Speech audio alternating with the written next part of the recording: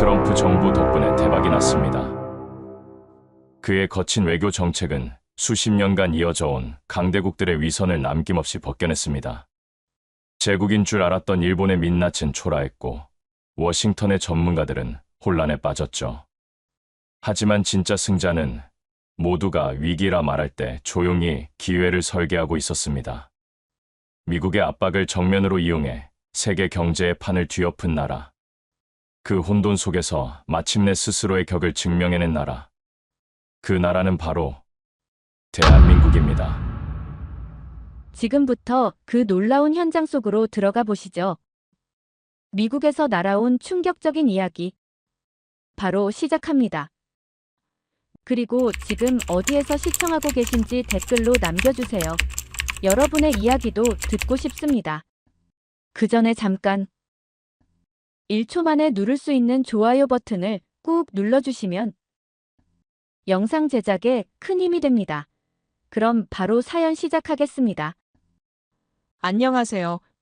저는 리차드 젠스필드라고 합니다.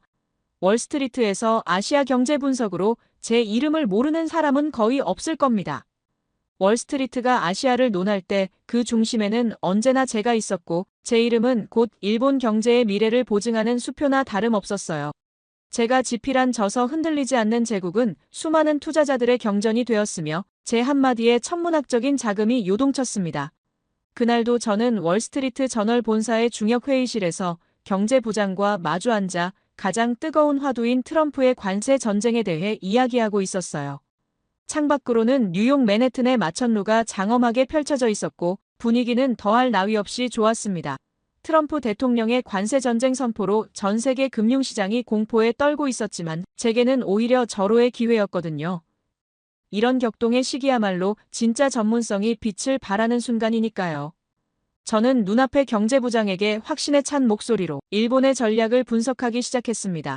일본이 약속한 5,500억 달러의 투자는 단순한 굴복이 아니라 워싱턴의 복잡한 정치적 역학관계를 꿰뚫어본 현명한 외교적 승부수라고 설명했어요.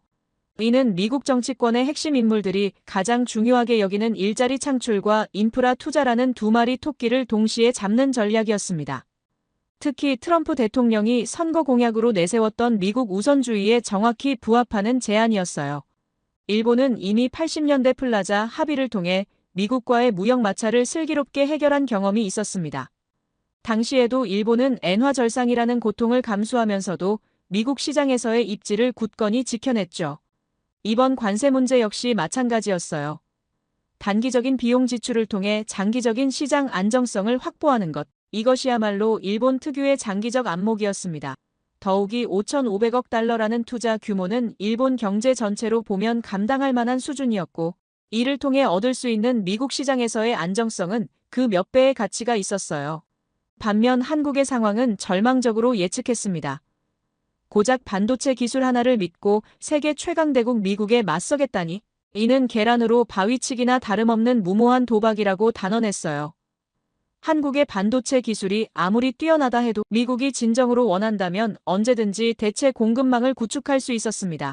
대만의 반도체, 파운드리 기업들이나 중국의 급성장하는 반도체 산업을 보면 알 수 있었죠. 현실의 무역 협상 테이블은 그렇게 낭만적인 곳이 아니거든요. 강대국의 냉혹한 이익 계산과 지정학적 압박이 교차하는 치열한 전장이에요. 특히 한국이 내세우는 조선업 카드는 더욱 우려스러웠습니다. 이미 중국이 세계 조선업을 장악하고 있는 상황에서 한국의 조선업이 미국에게 얼마나 매력적일지 의문이었어요. 미국은 군사적 필요에 의해서만 조선업에 관심을 가질 뿐 상업적 조선업에서는 이미 아시아 전체를 경계하고 있었기 때문에 제 논리정연한 분석에 경제부장은 연신 고개를 끄덕이며 감탄하고 있었습니다. 30년간 아시아 경제를 지켜본 제 해안에 깊은 신뢰를 보내고 있었어요. 인터뷰가 거의 마무리될 무렵이었습니다. 갑자기 회의실 문이 거칠게 열리더니 젊은 기자가 숨을 헐떡이며 뛰어들어왔어요. 기자의 손에는 이제 막 통신사에서 전송된 듯한 긴급 속보 용지 몇 장이 떨리고 있었습니다. 젊은 기자는 경제부장에게 속보 용지를 건넸고 그걸 받아든 경제부장의 표정이 순간 굳어지는 것을 저는 놓치지 않았어요. 저는 속으로 생각했죠. 분명 한국 경제에 치명적인 악재가 터졌을 것이고 제 예측이 완벽하게 들어맞는 순간이라고 말입니다. 경제부장은 잠시 아무 말 없이 저와 속보 용지를 번갈아 쳐다봤습니다. 그리고는 믿을 수 없다는 듯 마른 침을 삼키며 제게 물었어요.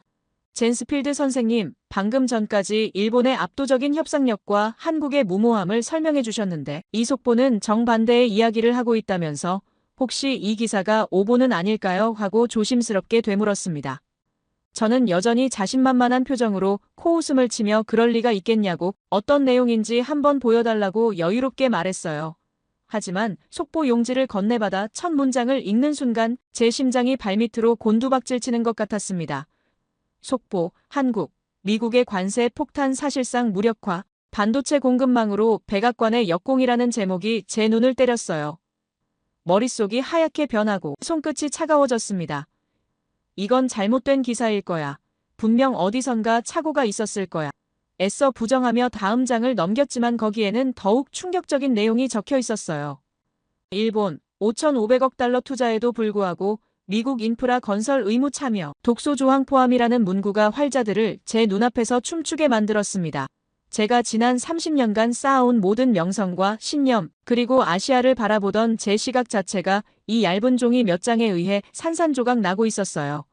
기사는 계속 이어졌습니다. 한국이 제시한 조선업 협력안이 미국의 해양 패권 강화에 핵심적 역할을 한다는 분석, 그리고 반도체 공급망에서 한국의 독보적 지위가 미국으로 하여금 협상 테이블에서 양보할 수밖에 없게 만들었다는 해석이었어요. 경제부장의 날카로운 목소리가 제 고막을 파고들었습니다. 젠스필드 선생님, 이것은 월스트리트 전체의 판단이 틀렸다는 의미가 될 수도 있겠군요. 당신의 책 흔들리지 않는 제국의 마지막 장을 새로 써야 할지도 모르겠다면서 이 상황을 어떻게 분석해야 할까요? 하고 직격탄 같은 질문을 던졌어요. 저는 아무 대답도 할 수 없었습니다. 입술이 바싹 마르고 등에서는 식은땀이 흘렀어요. 월스트리트 최고의 전문가가 일개 신문사 회의실에서 완벽한 바보가 되어버린 순간이었습니다. 머릿속에서는 수만 가지 질문이 뒤엉켜 폭발하고 있었죠. 어떻게 한국이 미국을 상대로 이길 수 있었는가? 내가 모르는 어떤 힘이 한국에 있었던 것인가? 일본의 그 막대한 돈과 외교력은 왜 힘을 쓰지 못했는가? 인터뷰가 어떻게 끝났는지 기억도 나지 않아요. 그저 정신을 차렸을 때 저는 목적지도 모른 채 뉴욕의 거리를 헤매고 있었습니다. 차가운 바람이 뺨을 스치고 지나가는 사람들의 발걸음 소리만이 귓가에 맴돌았어요. 마치 영혼이 몸을 떠난 것처럼 공허한 마음으로 걸음을 옮기고 있었습니다. 화려한 네온사인과 경적 소리, 그 모든 것이 저와는 상관없는 다른 세상의 이야기처럼 아득하게만 느껴졌어요. 한참을 걷다 보니 익숙한 건물 앞에 서 있는 저를 발견했습니다. 제 사무실이 있는 건물이었어요. 마치 길 잃은 아이가 집을 찾아오듯 제 발걸음이 저도 모르게 이곳으로 저를 이끌었던 모양입니다. 텅 빈 사무실에 들어서자 거대한 책장에 꽂힌 수백 권의 일본 관련 서적과 보고서들이 저를 압도했어요. 제 젊음과 열정을 모두 쏟아부은 결과물들이었죠. 제국의 흥망성쇠를 담은 그 두꺼운 책들 위로 지난 30년간의 제 모습이 먼지처럼 아른거렸습니다. 그리고 그 책상 한가운데 모든 것이 너무나도 초라하게 보였어요. 며칠 전 제가 비서에게 별 생각 없이 던졌던 말이 떠올랐습니다. 한국에 대해서도 기본적인 자료는 하나쯤 가지고 있는 게 좋겠다고, 혹시 모르니 한 장 정도로 요약해서 가져와 보라고 말했었죠. 비서가 가져온 것은 달랑 종이 한 장이었습니다. 인터넷에서 긁어모은 듯한 조잡한 통계 몇 개와 지도 하나가 전부였어요. 저는 그때 그 종이를 책상 구석으로 무심히 밀어냈었습니다. 일본이라는 거대한 산맥을 연구하는 제게 한국은 그저 작은 언덕에 불과했으니까요. 하지만 이제는 모든 것이 달라졌습니다. 제 책장을 가득 채운 저 수많은 일본에 대한 기록들은 한순간에 과거의 유물이 되어버렸어요. 그리고 제 앞에는 제가 아는 것이라고는 아무것도 없는 미지의 대륙이 펼쳐져 있었습니다.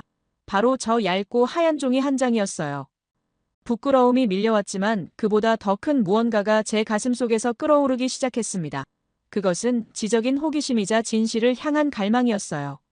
한평생 아시아 최고의 전문가로 살아온 미국인으로서 저는 이 새로운 힘의 등장을 인정해야만 했습니다. 그리고 그것을 완벽하게 이해하고 분석해야 할 새로운 사명이 제게 주어졌음을 직감했어요. 그날 밤 저는 제 손으로 직접 수십 개의 일본 파일들을 책장에서 모두 꺼내 바닥에 내려놓았습니다. 그리고 그 빈자리에 달랑 한 장뿐인 한국 파일을 조심스럽게 꽂아 넣었어요. 모든 것을 처음부터 다시 시작해야 했습니다.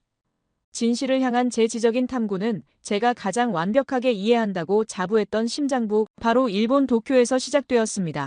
제 일정표는 일본의 권력을 상징하는 3명의 핵심 인물로 채워져 있었어요. 첫 번째는 과거 일본 경제의 황금기를 설계했던 일본경제정책연구원의 수석연구관 출신이자 현재 일본 정책포럼을 이끄는 엔도 유키오 의장이었습니다. 두 번째는 재계에 보이지 않는 손으로 불리는 글로벌 전략본부장 다나카 마코토였고, 마지막으로는 일본 로봇공학의 아버지라 불리는 사이버네틱스 연구소의 와타나베 켄신 명예소장이었어요. 저는 이 거물들과의 대화를 통해 제가 놓쳤던 거대한 흐름의 실체를 파악할 수 있으리라 믿었습니다. 도쿄는 여전히 질서정연했고, 제가 만난 사람들은 한결같이 정중하고 품격이 넘쳤어요. 하지만 그들의 이야기가 깊어질수록 저는 정교하게 닦인 유리잔에 서서히 금이 가는 듯한 위화감을 느꼈습니다. 엔도 의장은 미국의 관세 정책이 국제법의 기본 원칙을 무시한 처사라며 격렬하게 비판했지만, 그래서 일본은 앞으로 어떤 카드를 쓸 것이냐는 제 질문에는 찻잔의 김만 바라볼 뿐이었어요. 마치 완벽한 분석은 할 수 있지만 실행할 수 있는 해결책은 없다는 듯한 모습이었습니다. 다나카 본부장은 한국 경제가 곧 거품처럼 꺼질 것이라는 주장을 1시간 넘게 펼쳤지만, 정작 일본 기업들이 한국의 반도체 없이는 단 하루도 공장을 돌릴 수 없는 현실에 대해서는 침묵했어요. 그들의 논리는 한결같이 과거에 머물러 있었습니다. 마치 이미 끝난 전쟁의 승리 요인을 복귀하는 늙은 장수들처럼 말이에요. 일본이 세계 2위의 경제대국이었던 80년대의 영광을 되새기며 플라자 합의 이후 잃어버린 30년을 외부 세력의 음모로 치부하는 모습에서 저는 깊은 우려를 느꼈습니다. 더욱 안타까웠던 것은 그들이 여전히 일본의 장인 정신과 품질, 경영을 세계 최고라고 확신하고 있었다는 점이에요. 물론 그것들이 훌륭한 가치라는 것은 부인할 수 없지만, 문제는 세상이 이미 그 단계를 넘어서 버렸다는 사실을 인정하지 않으려 한다는 거였습니다. 그 중에서도 제 심장을 가장 서늘하게 만들었던 것은 와타나베 소장과의 마지막 대화였습니다. 일본 기술의 자존심과 미래에 대한 그의 해안을 듣고 싶었던 제게 와타나베 소장은 굳게 닫힌 창밖을 바라보며 아주 조용한 목소리로 전혀 다른 이야기를 꺼냈어요. 자신의 딸이 얼마 전 한국으로 떠났다고 말했습니다. 저는 순간 제 귀를 의심했어요. 보수적인 일본 사회에서 그것도 아들이 아닌 딸이 기술을 배우기 위해 한국으로 갔다는 사실은 정말 파격적인 일이었거든요. 일본에서는 여성의 해외 유학, 특히 기술 분야로의 진출이 여전히 예외적인 일이었는데 말이에요.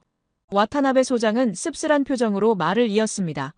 딸이 떠나기 전날 밤 자신에게 이렇게 말했다고 해요.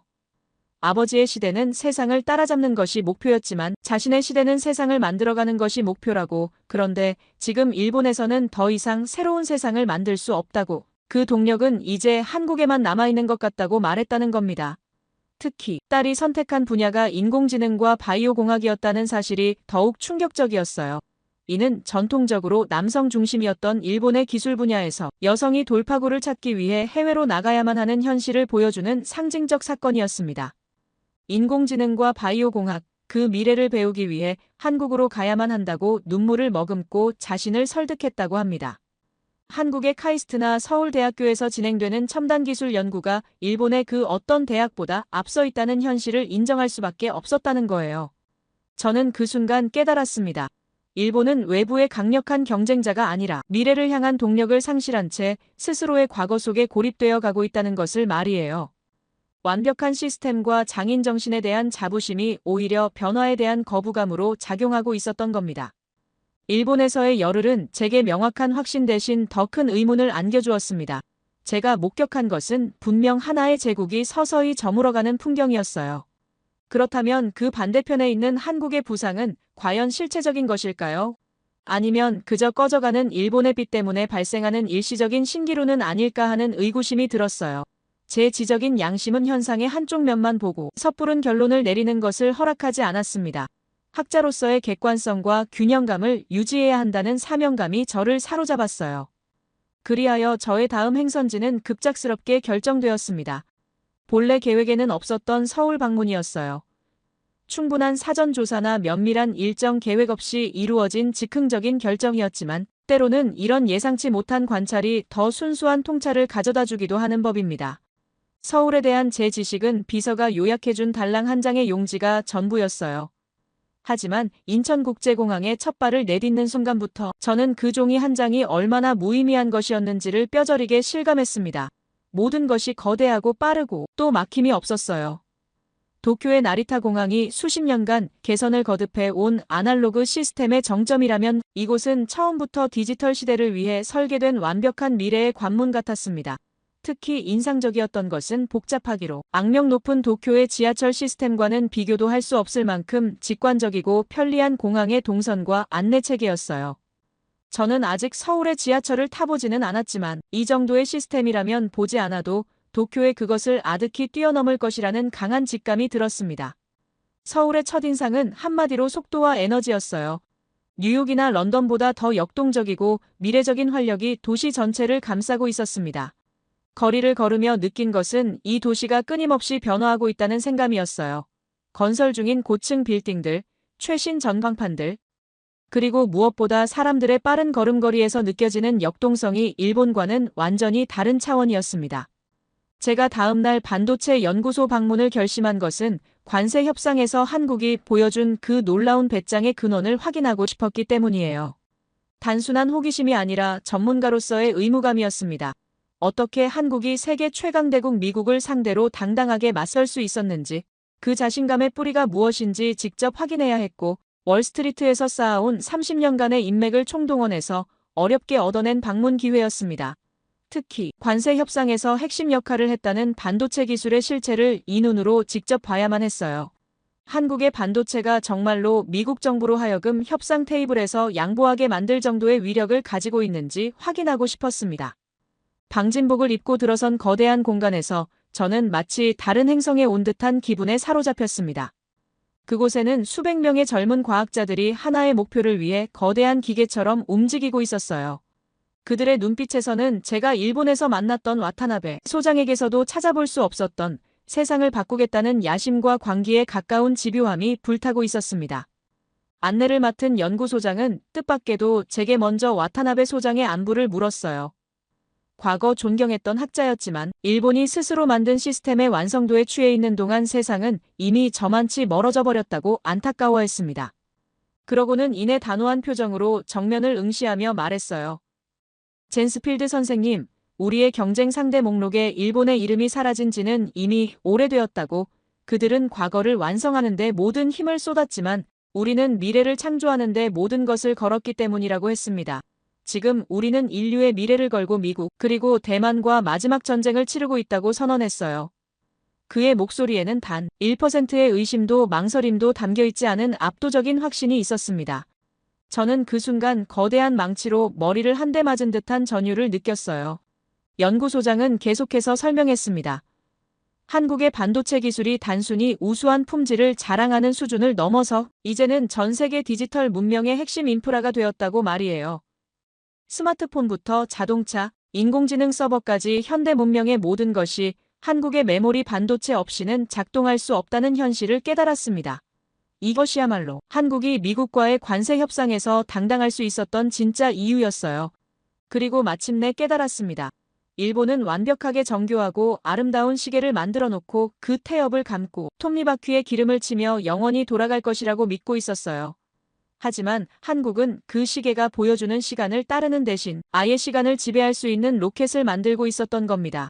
저는 마음속으로 생각했습니다. 일본이 기존 시스템의 완성도에 안주하고 있을 때 한국은 끊임없이 경계를 허물고 새로운 영역으로 진군하고 있구나. 하나는 과거의 성취에 머물러 있고 다른 하나는 미래의 가능성을 향해 질주하고 있구나 하는 생각이 머릿속을 스쳐갔습니다. 비행기를 타고 다시 뉴욕에 도착했을 때 서울에서 느꼈던 미래의 맥박이 여전히 귓가에 생생하게 맴돌고 있었습니다. 하지만 제 머릿속에서는 완전히 다른 두 개의 세계가 격렬하게 충돌하고 있었어요. 하나는 과거의 영광에 안주하며 서서히 쇠락해가는 제국의 모습이었고 다른 하나는 거침없이 미래를 향해 질주하는 신흥 강국의 역동적인 에너지였습니다. 마치 석양이 지는 고요한 호수와 용암이 분출하는 활화산을 동시에 바라보는 듯한 충격적인 대비였어요. 지난 30년간 제가 쌓아올린 견고한 성이 무너져 내린 충격은 쉽게 가라앉지 않았습니다. 저는 사무실로 돌아왔지만 산더미처럼 쌓인 업무에는 손을 댈 수가 없었어요. 대신 저는 몸과 마음을 정화하는 시간이 필요하다고 느꼈습니다. 매일 새벽 5시에 일어나 허드슨 강변을 따라 10km씩 뛰었어요. 차가운 강바람이 뺨을 스치며 지나갈 때마다 복잡한 상념들을 씻어내려 했지만 그럴수록 질문들은 더욱 선명해졌습니다. 저녁에는 센트럴파크 한적한 벤치에 앉아 수첩의 생각을 정리하며 답을 찾으려 애썼어요. 주말에는 뉴욕 교회의 조용한 산장에서 홀로 명상하는 시간을 가졌습니다. 이런 식으로 일주일을 보내며 저는 마침내 탈출구를 찾기 시작했어요. 어떻게 하나의 국가는 시대의 흐름을 거부하며 스스로를 박제하고 있었고 다른 하나의 국가는 시대의 파도를 집어삼키며 괴물처럼 성장하고 있었는가 하는 근원적인 의문이 저를 괴롭혔습니다. 일주일간의 치열한 자기 성찰 끝에 저는 마침내 하나의 결론에 도달했어요. 이것은 단순한 경제 현상이나 기술 격차의 문제가 아니었습니다. 그것은 위기를 대하는 두 국가의 태도, 즉 수천 년의 역사 동안 그들의 정신에 각인된 생존 방식의 근본적인 차이였어요. 일본은 섬이라는 지리적 특성 속에서 오랜 시간 외부의 치명적인 위협 없이 자신들만의 질서를 구축해왔습니다. 그들이 만든 관료주의는 안정 속에서 시스템을 유지하는 데는 최적화된 방식이었어요. 에도 시대부터 이어져 온 이 시스템은 정말 놀라울 정도로 정교했습니다. 수십 개의 도장이 찍혀야만 하나의 안건이 통과되는 보고 중심의 문화, 단 하나의 실수도 용납하지 않으려는 완벽주의는 이미 정해진 길을 오차없이 걸어갈 때는 최고의 효율을 자랑했어요. 메이지 유신 이후 서구 문명을 받아들일 때도 제2차 대전 후 경제 부흥을 이룰 때도 이 시스템은 완벽하게 작동했습니다. 하지만 지금처럼 세상의 규칙 자체가 바뀌는 대변혁의 시대에는 그 완벽한 시스템이 오히려 스스로를 옭아매는 거대한 족쇄가 되어버린 겁니다. 변화의 필요성을 모두가 인지하고 있음에도 누구 하나 책임지고 첫걸음을 떼지 못하는 사이 일본이라는 거대한 배는 서서히 침몰하고 있었던 거죠. 반면 한반도의 역사는 한마디로 생존을 위한 투쟁 그 자체였습니다. 거대한 문명들 사이에서 살아남기 위해 그들은 단 한순간도 안주할 수 없었어요. 중국의 한나라부터 당나라, 원나라, 명나라, 청나라에 이르기까지 끊임없이 변화하는 강대국들 사이에서 독립을 유지하려면 기존의 질서에 안주하는 것이 아니라 끊임없이 외부의 변화를 읽고 자신을 파괴적으로 혁신하며 새로운 판을 짜는 과정이 필요했습니다. 저는 자료를 찾던 중 고려시대의 팔만대장경에 대한 기록을 읽고는 자리에서 벌떡 일어날 수밖에 없었어요.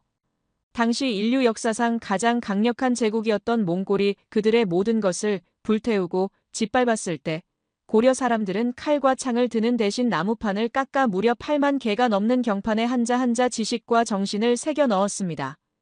이것은 절망 속에서 피어난 가장 위대한 저항이었어요. 물질적인 힘이 국토를 유린할 수는 있어도 정신과 기술의 위대함은 결코 파괴할 수 없다는 것을 온 세상에 증명해 보인 겁니다. 몽골의 철기병이 아무리 강해도 인류의 지혜와 문명은 영원히 꺼지지 않는다는 불굴의 의지를 나무판 위에 새긴 거였어요. 특히 놀라웠던 것은 이 프로젝트가 단순한 종교적 열망이 아니라 치밀한 국가 전략이었다는 사실입니다. 몽골 침입으로 강화도로 피난한 고려 조정은 16년간 무려 8만 천여 개의 경판을 제작했는데 이는 당시 세계 최고의 인쇄 기술과 조각 기술을 동원한 거대한 문화 프로젝트였어요. 더욱 감동적인 것은 이 경판들이 단순히 불경을 새긴 것이 아니라 당시 동아시아 최고 수준의 학문과 철학 그리고 기술력을 집약한 백과사전 같은 존재였다는 점입니다. 고려 사람들은 몽골이 파괴할 수 없는 지적 DNA를 후세에 전하려 했던 거예요. 이는 단순한 종교적 행위가 아니라 문명 자체를 보존하려는 장대한 프로젝트였습니다. 수백 년이 지나 저는 한국의 반도체 연구소에서 바로 그 정신의 후예들을 보았어요. 일본이 과거의 영광에 안주하며 눈앞의 이익을 지키려 할 때 한국은 국가의 명운을 걸고 반도체라는 미지의 영역에 뛰어들었습니다. 수많은 실패와 조롱 속에서도 그들은 문제의 본질을 파고들어 누구도 따라올 수 없는 초격차 기술을 만들어냈어요. 그리고 마침내 트럼프의 관세 전쟁이라는 거대한 위기 앞에서 그 기술은 국가를 지키는 가장 강력한 무기가 되었습니다. 그들은 일본처럼 돈으로 위기를 모면하려 하지 않았어요. 대신 자신들이 가진 힘의 본질을 정확히 이해하고 그것을 지렛대 삼아 세상의 판도를 바꾸는 길을 선택했습니다. 이는 팔만대장경을 새기던 조상들의 정신과 정확히 일치하는 행동이었어요. 물리적 위협 앞에서 굴복하는 대신 자신들만의 독창적인 해법으로 상황을 역전시키는 것. 저는 이것이야말로 팔만대장경을 새기던 그 위대한 정신이 2025년 대한민국에서 재현된 놀라운 역사의 반복이라는 것을 깨달았어요. 저는 제 사무실 책상에 앉아 제 인생의 모든 것을 건 마지막 보고서를 쓰기 시작했습니다. 이것은 제 개인의 명예나 월스트리트에서의 성공을 위한 글이 아니었어요. 이것은 제가 사랑하는 조국 미국이 다가오는 시대의 거대한 파도 앞에서 길을 잃지 않기를 바라는 한 전략가의 마지막 충언이었습니다. 저는 보고서에 두 국가의 현실을 냉정하게 기술했어요. 경제적 역동성 측면에서 일본이 잃어버린 30년이라는 과거에 갇혀 낡은 시스템을 유지 보수하는 데 모든 자원을 소모하고 있을 때, 한국은 외환 위기라는 국가부도의 잿더미 위에서 단 몇 년 만에 부활하여 이제는 인공지능과 배터리라는 미래 산업의 규칙을 새로 쓰는 게임 체인저가 되었다고 분석했습니다. 지정학적 관점에서 저는 일본이 평화헌법이라는 이름 아래 국가 안보의 책임을 미국에 떠넘기고 그 대가로 경제적 번영을 누리는 길을 택했다고 썼어요. 그 선택은 지난 세기에는 현명했을지 모르나 결과적으로 그들의 전략적 사고를 퇴화시키고 스스로의 힘으로 위기에 맞설 용기를 잃게 만들었습니다. 평화헌법은 일본을 전쟁의 참혹함에서 구원했지만 동시에 국가적 의지력과 도전 정신까지 거세해버린 양날의 검이었어요. 이는 역사학적으로 볼 때 불가피한 선택이었지만 그 결과 일본은 미국의 보호 아래에서만 존재할 수 있는 수동적 존재가 되어버렸습니다. 반면 한국은 끊임없는 위협 속에서 세계 최고 수준의 자주국방 역량을 갖추는 길을 택했어요. 분단국가라는 숙명적 조건이 오히려 그들을 강하게 만들었습니다. 그 고통스러운 과정은 역설적으로 그들의 산업 전반에 누구도 모방할 수 없는 위기관리 능력과 신속한 의사결정 체계를 이식시켰어요. 저는 또한 미래 잠재력의 가장 핵심적인 원동력인 인간 자본에 대해 언급했습니다. 일본이 심각한 고령화와 무기력감으로 서서히 활력을 잃어가는 동안 한국은 세계 최고 수준의 교육열과 역동적인 인적 자원을 바탕으로 위기가 닥칠 때마다 기적과도 같은 힘을 폭발시켰다고 기술했어요. 이것이야말로 그들이 언제든 세계 최강대국이 될 수 있는 잠재력을 가진 가장 무서운 저력이라고 저는 결론 내렸습니다. 한국인들의 교육에 대한 열정과 성취욕은 단순한 개인적 욕망을 넘어서 국가 전체의 경쟁력을 끌어올리는 거대한 엔진 역할을 하고 있었어요. 특히 인구 5천만의 작은 나라가 세계 최고 수준의 과학기술 인력을 배출하고 있다는 사실은 정말 경이로웠습니다. 이는 단순히 숫자의 문제가 아니라 질적 우수성의 문제였어요. 한국이 보유한 이 인적 자원은 언제든지 폭발적인 성장 동력으로 전환될 수 있는 무한한 가능성을 품고 있었습니다. 특히 주목할 점은 한국이 보유한 과학기술 역량의 깊이였어요. 인구 5천만의 작은 나라가 세계 최고 수준의 과학기술 인력을 배출하고 있다는 사실도 놀라웠지만 더욱 경악스러웠던 것은 그들의 원자력 기술 수준이었습니다. 한국은 현재 세계에서 가장 진보된 원자력 발전소 기술을 보유하고 있을 뿐만 아니라 사실상 잠재적 핵보유국이라는 지위를 가지고 있었어요. 이는 핵무기 제조 능력은 충분히 있지만 국제 협약에 따라 보유하지 않는 국가를 의미하는 용어였습니다. 제가 조사한 바에 따르면 한국은 이미 70년대에 핵무기 개발을 시도했던 경험이 있었고 당시 박정희 대통령은 미국의 주한미군 철수 시사와 중국의 핵실험 성공으로 인한 안보 불안감 때문에 자체 핵무기 개발의 필요성을 절감했습니다. 프랑스로부터 핵 재처리 기술을 도입하려 했고 카이스트를 중심으로 핵 개발 연구 인력을 키웠지만 결국 미국의 강력한 압력으로 중단되었죠. 하지만 그 과정에서 축적된 기술력과 인력은 현재까지 이어져 내려오고 있었습니다. 더욱 놀라운 것은 현재 한국의 핵기술 수준이었는데 전문가들의 분석에 따르면 한국은 원하기만 한다면 빠른 경우 5년 내에 핵무기를 제조할 수 있는 기술력을 보유하고 있다고 했습니다. 세계 최고 수준의 원자력 공학 인프라와 인재, 그리고 축적된 기술력이 그것을 가능하게 만들고 있었어요. 비단 단순한 이론이 아니라 실제 구현 가능한 현실적 능력이었습니다.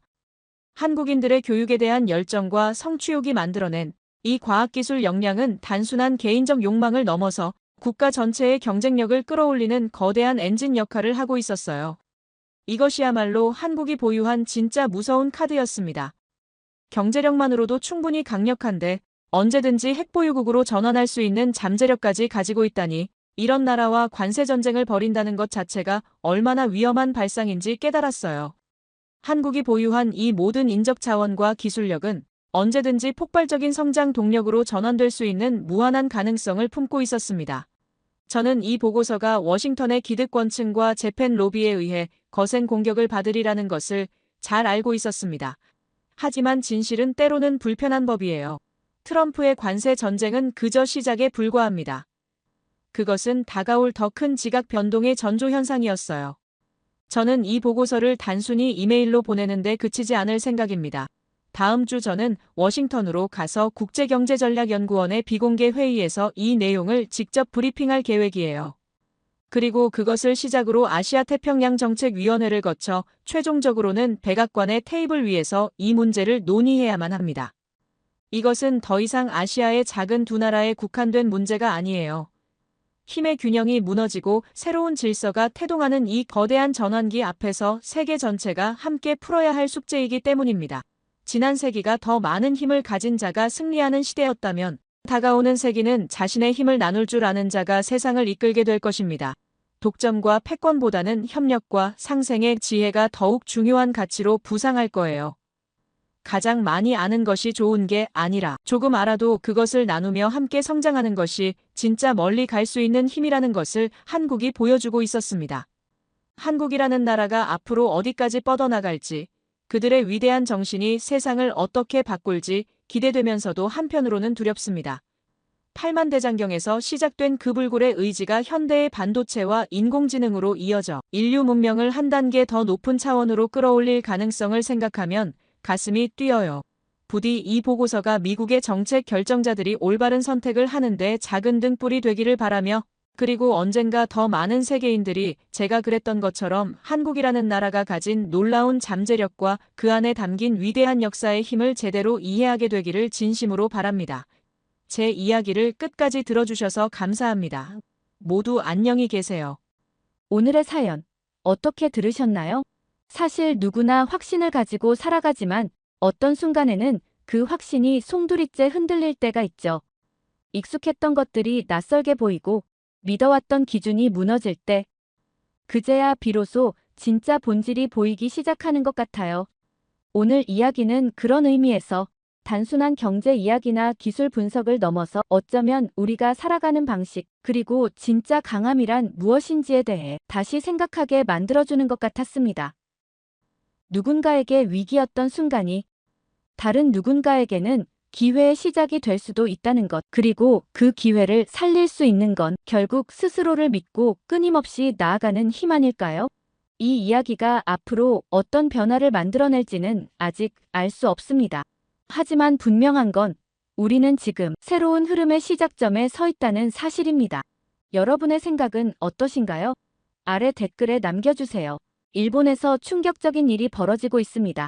자존심 강한 일본 기자가 한반도에서 마주한 현실은 모든 선입견을 산산조각 냈어요. 세계가 주목하는 기술 혁신의 진원지에서 벌어진 놀라운 일들이 아시아 전체의 판도를 바꾸고 있었습니다.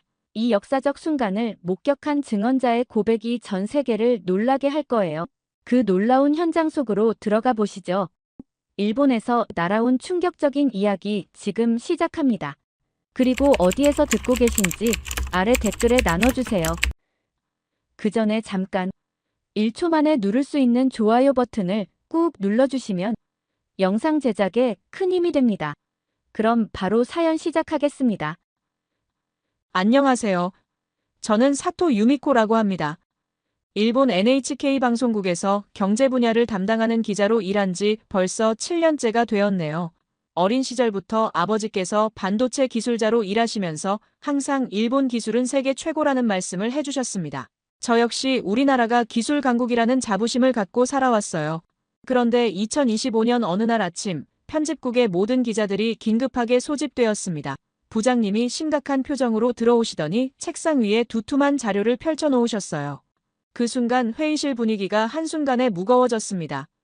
부장님은 첫 번째 페이지를 가리키며 올해 1분기 일본 반도체 수출이 12%나 급감했다고 말씀하셨어요. 더 충격적인 건 그 다음이었는데 LNG 운반선 수주가 아예 0건이라는 발표였어요.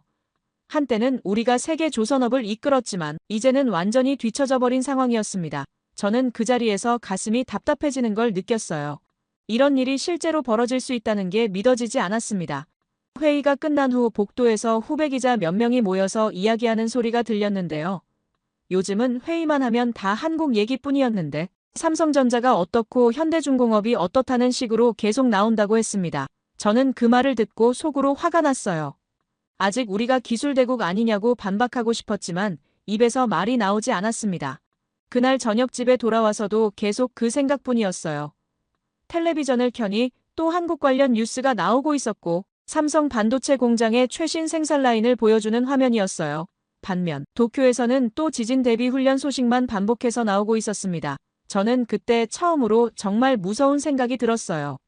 지진이 아니라 이 나라 자체가 무너지는 게 아닐까 하는 두려움이었습니다. 다음 날 오후에 상급자분이 저를 따로 부르셨습니다. 조용한 목소리로 직접 한국에 다녀와서 현지 상황을 취재해보는 게 어떻겠냐고 제안하셨어요. NHK 특집 시리즈로 기획하고 있다고 하더군요. 저는 처음엔 내심 불쾌했습니다. 왜 제가 굳이 그런 곳까지 가야 하는지 이해할 수 없었지만 도대체 얼마나 대단하길래 우리가 이토록 쫓기고 있는 건지 직접 눈으로 확인해 봐야 할 것 같았어요. 마지못해 수락한다고 답변을 드렸습니다. 그렇게 저의 한국 출장이 결정되었어요. 여권을 챙기고 취재 장비를 준비하면서도 계속 의문이 들었습니다. 아시아의 중심은 일본이었는데 언제부터 이렇게 되었는지 이해할 수 없었어요. 우리가 반도체를 처음 상용화할 때 한국은 어디에 있었나요? 우리가 세계 최대 조선소를 운영하며 기술을 이끌 때 한국은 뭘 하고 있었는지 생각해보라고 말하고 싶었습니다. 하네다 공항으로 향하는 전철 안에서 저는 어린 시절을 떠올렸어요. 아버지께서 손이 워크맨을 들고 오시던 날이 생각났습니다. 세계 최초라고 자랑스럽게 말씀하시던 모습이 눈에 선했어요. 닌텐도 게임기를 사주시면서 일본 기술은 세계 최고라고 말씀하시던 기억도 났습니다. 공항에서 체크인을 하는 동안에도 마음을 다잡았어요.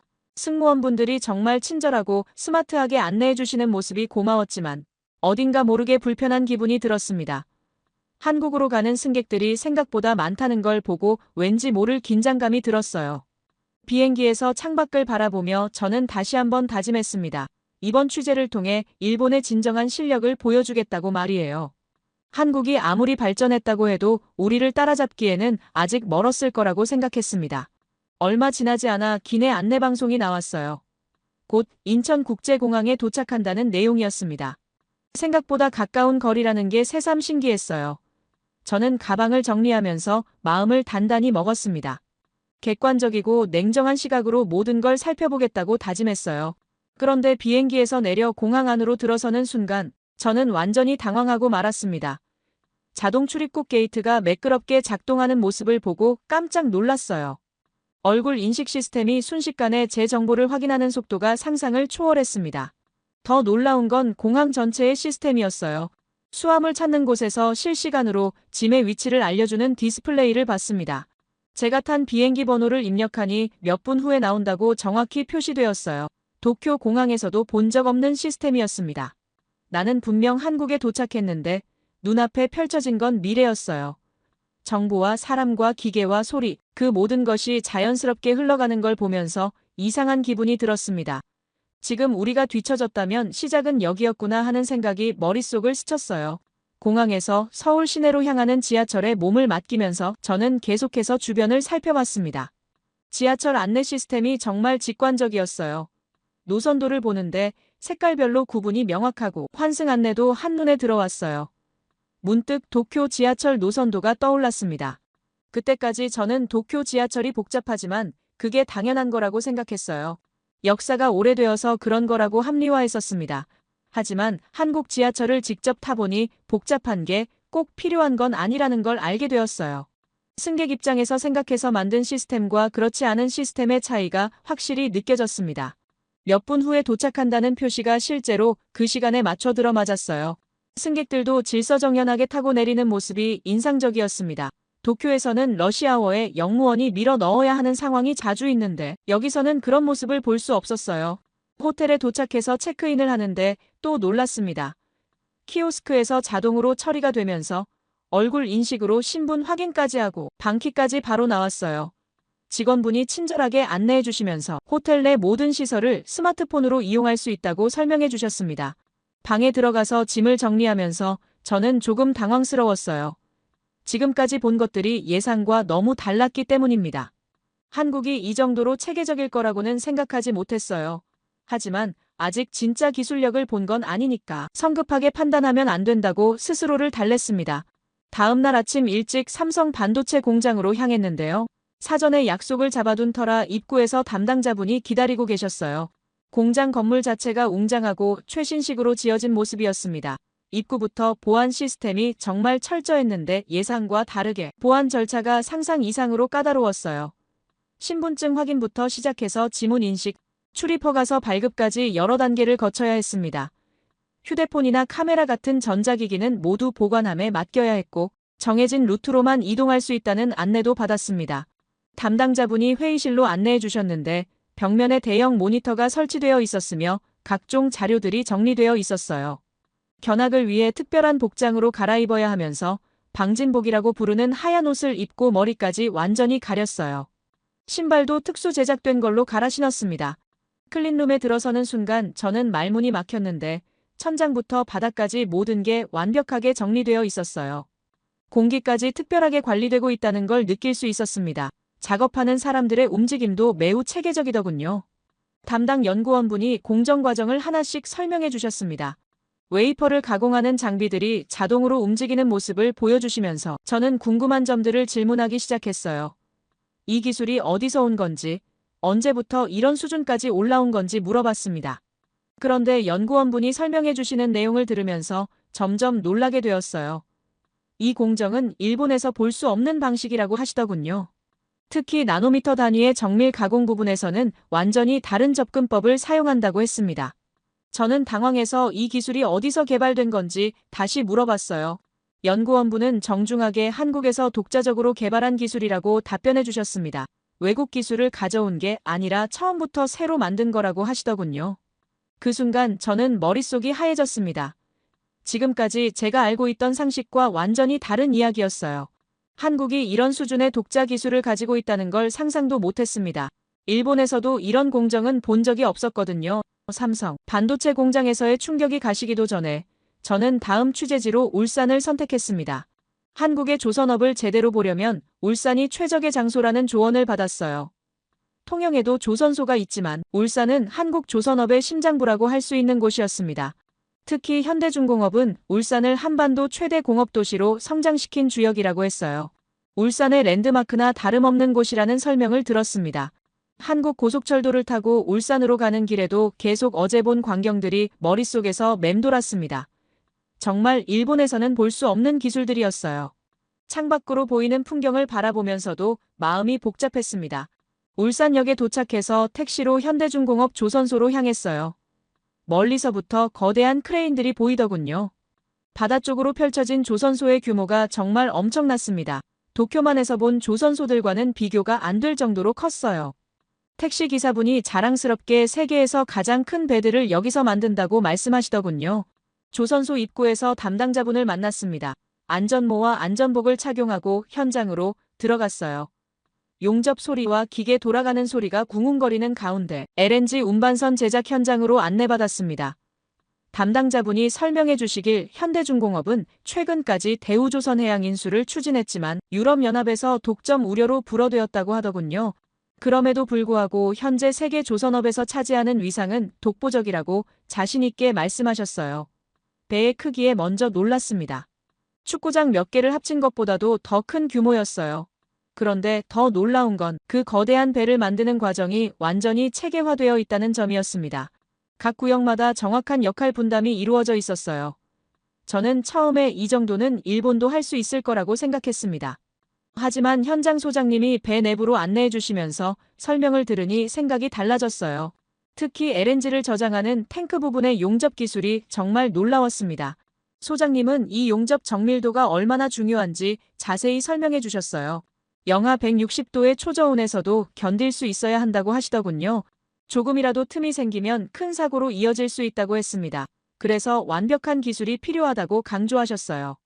저는 이런 정밀도를 일본 기술로도 구현할 수 있는지 궁금해서 조심스럽게 물어봤습니다. 소장님은 잠시 생각하시더니 일본은 2016년 이후로 이 분야 수주가 없다고 말씀하셨어요. 그 말을 듣는 순간 제 가슴이 철렁 내려앉았습니다. 더 충격적인 건 그 다음 설명이었는데 현재 전 세계 LNG 운반선의 70% 이상을 한국에서 만들고 있다고 하시더군요. 특히 최신 기술이 적용된 대형 운반선은 거의 한국이 독점하고 있다고 했습니다. 현대중공업만으로도 세계 시장에서 상당한 점유율을 차지하고 있다고 설명해 주셨어요. 저는 그 자리에서 말이 나오지 않았습니다.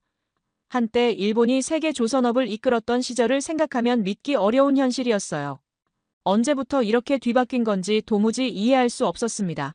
일본 조선업의 쇠퇴와 한국 조선업의 급부상이 이렇게 극명하게 대비될 줄은 몰랐어요. 견학이 끝나고 조선소 항구 끝쪽으로 혼자 걸어갔습니다. 바다를 바라보며 멍하니 서 있었어요. 파도 소리만 들리는 가운데 머릿속은 복잡했습니다.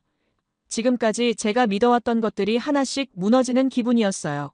울산이라는 도시 자체가 현대중공업과 함께 성장해온 모습이 인상적이었습니다. 이 한 기업이 도시 전체를 바꿔놓았다는 사실이 놀라웠어요.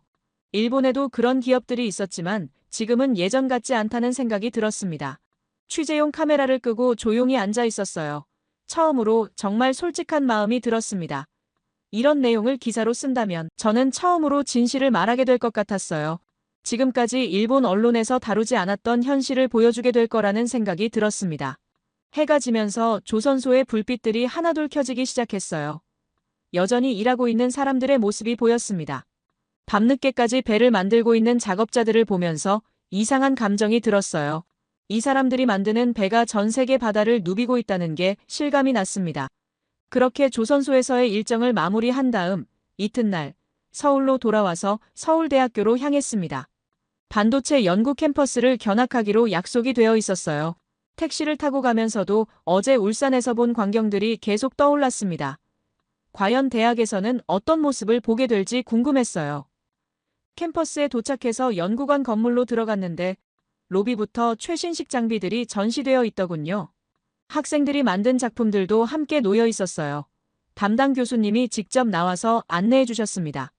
서울대라는 이름에 걸맞게 시설 규모가 정말 인상적이었어요. 연구실로 올라가는 엘리베이터 안에서 교수님이 설명해 주셨습니다. 이곳에서는 차세대 반도체 기술을 연구하고 있다고 하시더군요. 학생들이 직접 설계부터 제작까지 모든 과정에 참여한다고 했어요. 실무 경험을 쌓는 게 중요하다고 강조하셨습니다. 연구실 문을 열고 들어서는 순간 저는 깜짝 놀랐어요. 학생들이 정말 진지하게 실험하고 있었습니다. 현미경을 들여다보면서 뭔가를 측정하는 학생도 있고 컴퓨터로 복잡한 계산을 하는 학생도 있었어요. 모든 사람의 표정이 집중되어 있더군요. 한 학생이 반도체 기판 위에 미세한 회로를 새기는 작업을 하고 있었습니다. 손끝으로 정밀하게 조작하는 모습이 마치 예술 작품을 만드는 것 같았어요. 저는 그 학생 옆에서 한참 지켜봤습니다. 몇 시간째 같은 작업을 반복하고 있는데도 지치지 않는 모습이었어요. 교수님이 실습 과정을 하나씩 보여주셨습니다. 학생들이 직접 칩을 설계하고 제작해보는 과정이었어요. 이론만 배우는 게 아니라 실제로 손으로 만져보면서 배운다고 하시더군요. 그래야 진짜 기술을 이해할 수 있다고 말씀하셨습니다.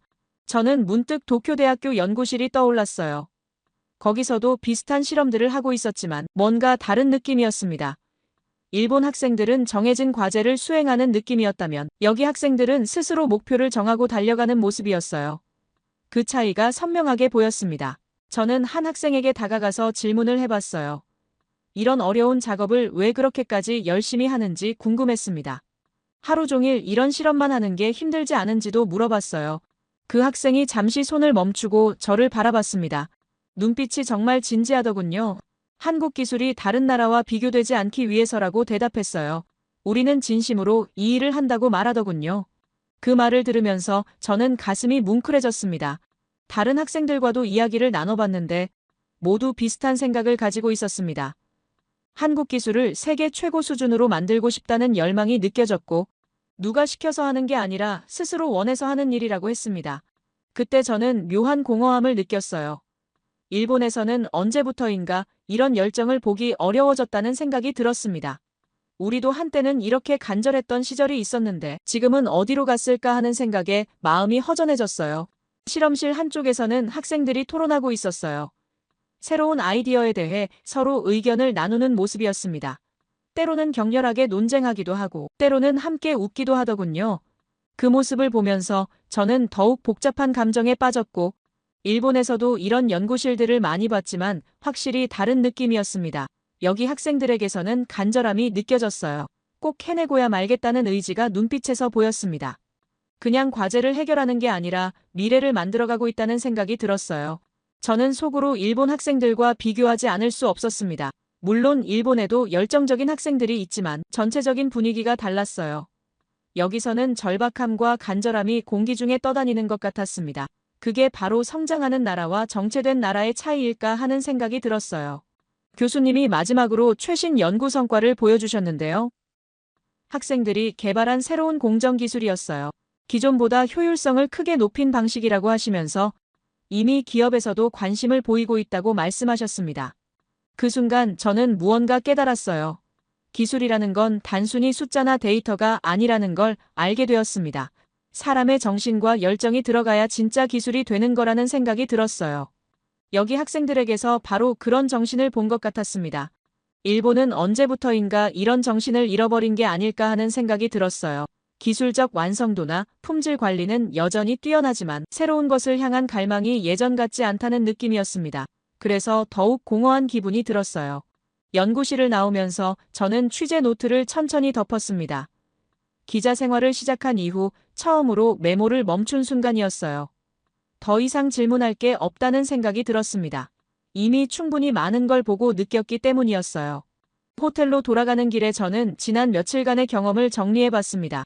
처음 한국에 왔을 때와는 완전히 다른 마음이 되어 있었고, 이제 일본으로 돌아가서 정말 솔직한 기사를 써야겠다는 생각이 들었습니다. 인천공항에서 하네다공항으로 돌아가는 비행기 안에서 저는 계속 생각에 잠겨 있었습니다. 지난 며칠간 한국에서 본 모든 것들이 파노라마처럼 머릿속을 스쳐갔어요. 삼성 반도체 클린룸의 정밀함, 울산 조선소의 웅장함, 그리고 서울대 학생들의 간절한 눈빛까지 모든 게 생생했습니다. 도쿄에 도착해서 NHK 본사로 향하는 길에도 마음이 복잡했어요. 동료들에게 어떻게 설명해야 할지 고민이 되었습니다. 제가 가기 전에 가졌던 생각과 완전히 다른 결론에 도달했거든요. 처음엔 한국의 부족한 점을 찾으려고 했는데 오히려 배울 점만 가득 발견하고 돌아왔습니다. 편집국에 들어서자마자 후배 기자들이 다가왔어요. 한국 취재가 어땠는지 궁금해하는 모습이었습니다. 과연 일본 언론에서 과장했던 게 맞는지 물어보는 사람도 있었어요. 저는 잠시 말을 멈추고 어떻게 대답해야 할지 생각해봤습니다. 그런데 동료들의 반응을 보면서 더 큰 충격을 받았는데 여전히 예전과 똑같은 생각을 하고 있었습니다. 한국이 발전했다고 해도 결국 일본을 따라올 뿐이라는 식으로 말하는 사람들이 있었어요. 저는 그 순간 정말 큰 위기감을 느꼈습니다. 부장님도 저를 부르셨어요. 회의실에서 취재 결과를 보고하라고 하셨습니다. 저는 노트북을 켜고 지난 며칠간 정리한 자료들을 꺼냈어요. 화면에 사진들이 하나씩 나타나면서 한국에서의 경험들이 다시 떠올랐습니다. 저는 조용히 말문을 열었어요. 한국에서 본 기술들이 예상을 완전히 뛰어넘었다고 솔직하게 말했습니다. 반도체 공정 기술부터 조선업 기술까지 모든 분야에서 독자적인 길을 걷고 있다고 보고했어요. 더 이상 우리가 앞서 있다고 말할 수 없는 상황이라고 인정했습니다. 회의실 분위기가 조용해졌어요. 모든 사람들이 제 말을 집중해서 듣고 있었습니다. 저는 울산 조선소에서 느꼈던 충격과 서울대 학생들에게서 본 열정에 대해서도 자세히 설명했어요. 그들이 기술을 대하는 자세가 우리와 다르다는 점도 강조했습니다. 하지만 몇몇 동료들은 여전히 반신반의하는 표정이었어요. 일시적인 현상일 수도 있다는 말을 하는 사람도 있었습니다. 저는 그때 깨달았어요. 정말 위기는 위기가 위기인 줄 모르면서 행동하는 거라는 걸 말이에요. 더 위험한 건 알면서도 아무것도 하지 않는 거라는 생각이 들었습니다. 부장님이 기사 방향에 대해 물어보셨어요. 저는 이미 마음을 정하고 있었습니다.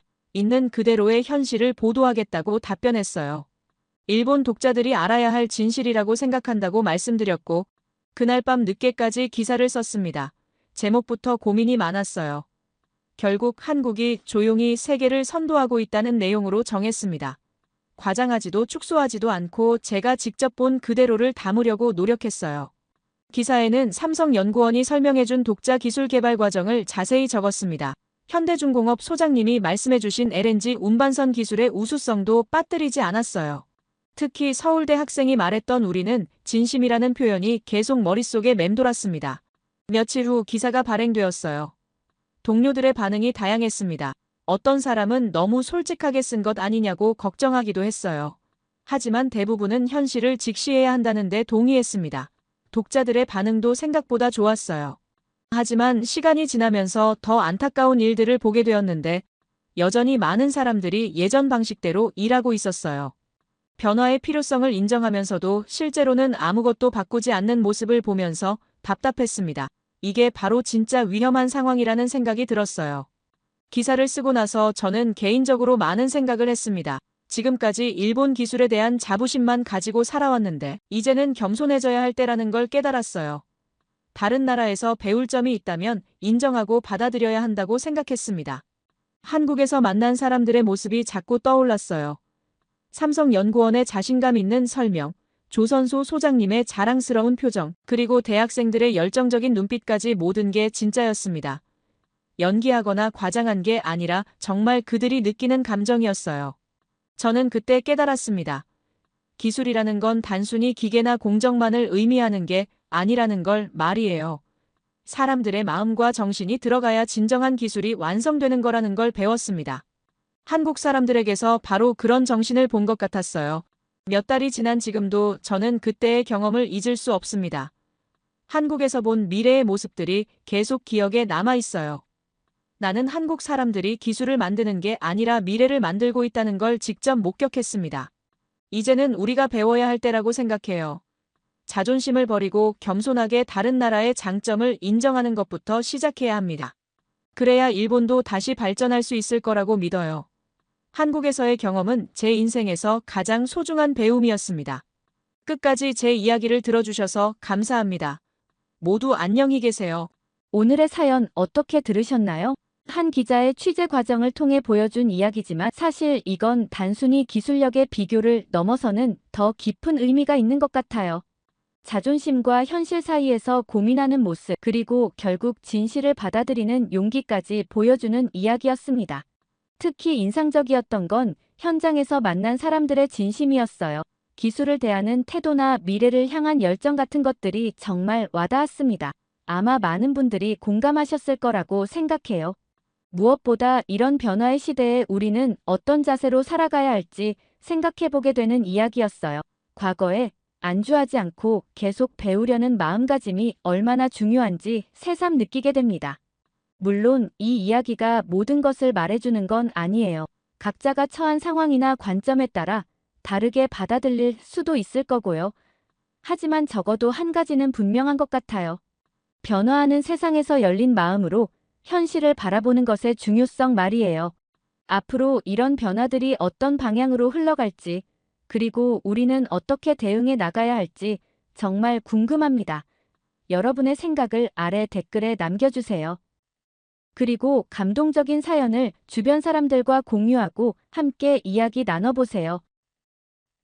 마지막으로 1초밖에 걸리지 않는 구독과 좋아요, 알림 설정은 영상 제작에 큰 힘이 됩니다.